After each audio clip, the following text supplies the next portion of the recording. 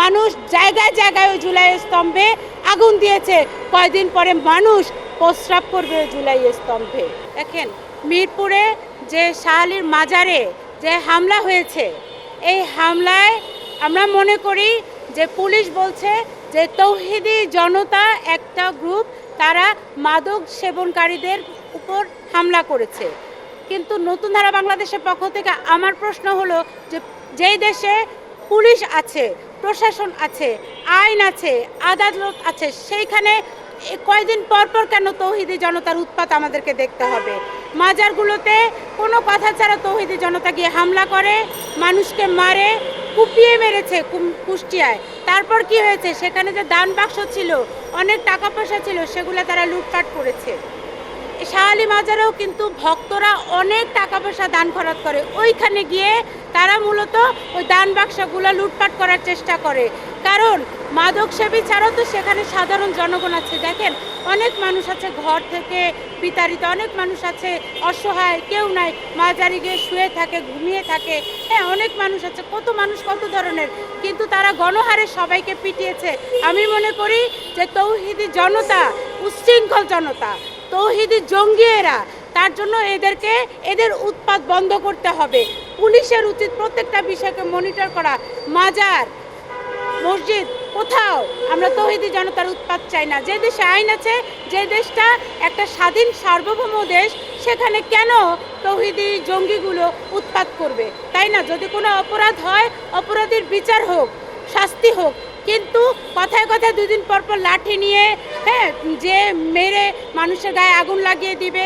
5 আগস্টের পরে এরা কি বলেছে যে ভাস্কর্য এবং মূর্তি একসাথে মিলিয়ে এরা বলেছে যে ভাস্কর্য হারাম।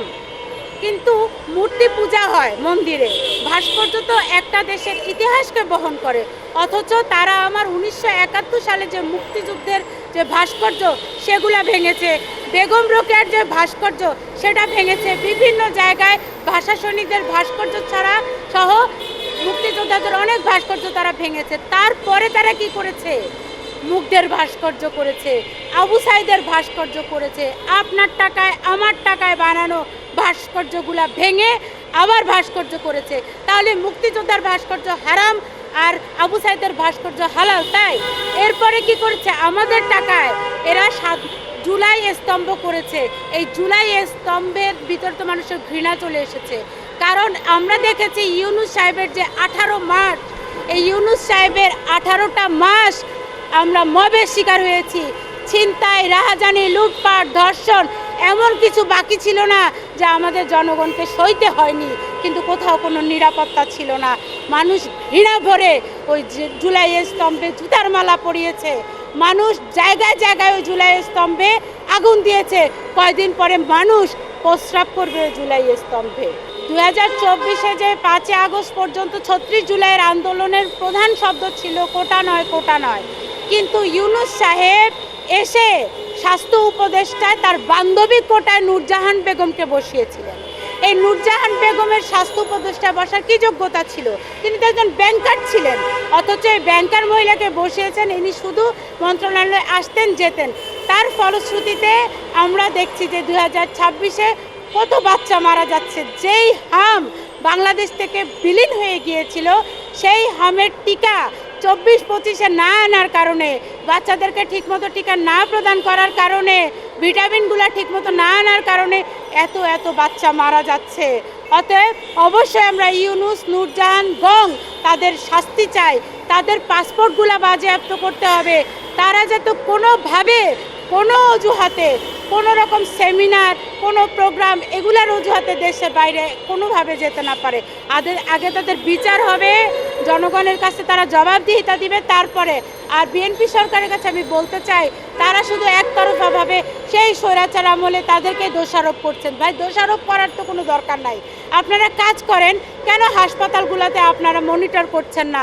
কেন গরিব বাচ্চাগুলোকে নিয়ে কৃষক তার বাচ্চাটাকে নিয়ে হন্যে হয়ে হাসপাতাল থেকে হাসপাতালে দৌড়াবে? উপজেলা পর্যায়ে একটা হাসপাতালের অবস্থা ভালো না, একটা ডাক্তার নাই, একটা স্বাস্থ্য কিট নাই, কিচ্ছু নাই। সেগুলোতে পর্যাপ্ত পরিমাণে ডাক্তার দেন, নার্স দেন, স্বাস্থ্য ব্যবস্থা উন্নত করেন। উপজেলা থেকে বাচ্চাদেরকে নিয়ে বাবা মারা জেলায় আসে, জেলা থেকে বিভাগে আসে, বিভাগ থেকে ঢাকায় আসে, ঢাকার ভিতরেও কোনো সিট পাচ্ছে না। এই যে অক্সিজেন, এই যে আইসিইউ, লক্ষ লক্ষ টাকা এই খেটে খাওয়া মানুষ কোথায় পাবে বলেন? অতএব অবশ্যই এই বিএনপি সরকারকে তদারকি করতে হবে, দোষারোপ নয়। দেখেন, ফেসবুকটা আসলে কিছু না, এটা হচ্ছে একটা যোগাযোগ মাধ্যম। একটা বট বাহিনী আছে যারা কিছু কিছু আইডিকে লালন পালন করে। আমরা দেখি কি ফেসবুকে যারা আমাকে গালাগালি করে তাদের নাম, আইডির নামগুলো দেখেন, নীল আকাশের পরি, গোলাপ ফুলের কাঁটা, মহিবুল, হ্যাঁ, তুমি আমার কে। তার মানে বোঝাই যায় এগুলো হচ্ছে ফেক আইডি। একটা লোক 20-30টা ফেক আইডি চালায়, এগুলা বেশিরভাগই জামাত শিবিরের বট বাহিনী। তার মানে এরা গালি দিচ্ছে, গালি দেওয়ার বিনিময়ে টাকা পাচ্ছে, টাকা নিয়ে ওই টাকা দিয়ে খাবার কিনে তাদের বাচ্চাকে খাওয়াচ্ছে। আমাকে গালি দিলে কিছুই হবে না, এরা তো মস্তিষ্ক বিকৃত লোক। একজন মহিলা, আমি তো তাদের বোন, আমি একজন নারী, আমাকে এত নোংরাভাবে গালাগালি করে, তাহলে যেই খ ম যেসব শব্দ তারা ব্যবহার করে, তার মানে এইসব শব্দ তারা তাদের পরিবারে আসে, তাদের মা তাই, সেটা না হলে একটা মহিলাকে কিভাবে তারা এগুলো নিয়ে গালি দেয়? এরা মস্তিষ্ক বিকৃত, কিছু করার নেই।